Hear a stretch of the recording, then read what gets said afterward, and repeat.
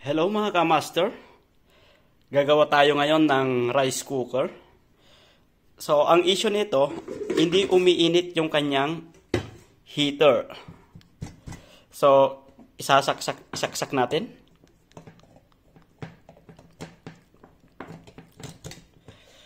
So, pagkasaksak natin, ayan, ilagay natin tong kanyang kaldero. Hindi umiinit yung kanyang.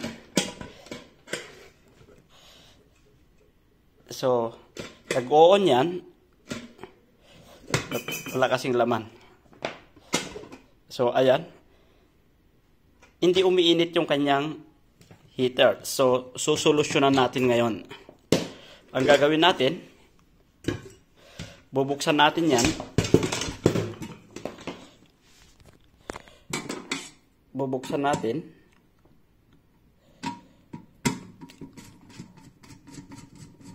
Ito lang yung technique mga ka-master. Huwag kayo basta-basta bibili pag hindi umiinit kagad hindi umiinit yung kanyang heater. Itong gawin nyo mga ka-master. Gamit ang kapirasong sandpaper.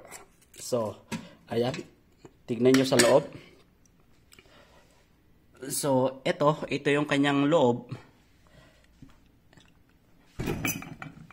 So, as you can see, itong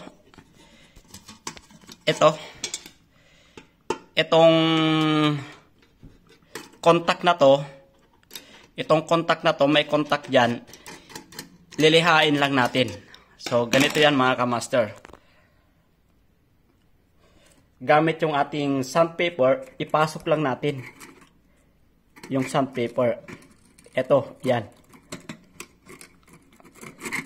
Ipasok lang natin sa loob. Kailan dahan-dahan para hindi ma-disalign. Yan, ganyan. Dahan-dahan lang natin para malinisan yung kanyang contact. Kaya hindi umiinit, hindi siya nagko-contact. Lahat ng klaseng rice cooker, pag hindi umiinit, check nyo lang to. Lilinisin nyo lang to. So, ayan. Kailan dahan-dahan lang mga ka-master para hindi ma-disalign to, yung kanyang contact. So, ganun lang mga ka-master. So, testing natin. Isaksak natin.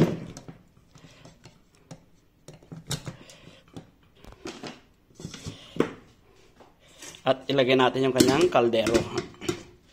So, ayan mga ka-master. 100% mga ka-master.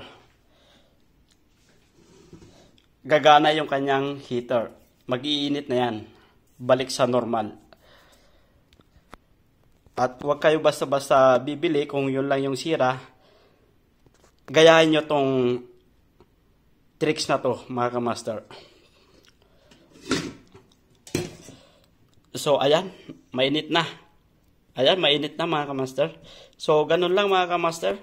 Kung bago ka pa lang sa aking channel, consider to subscribe and hit the bell button para ma-update ka sa aking mga susunod pang mga video.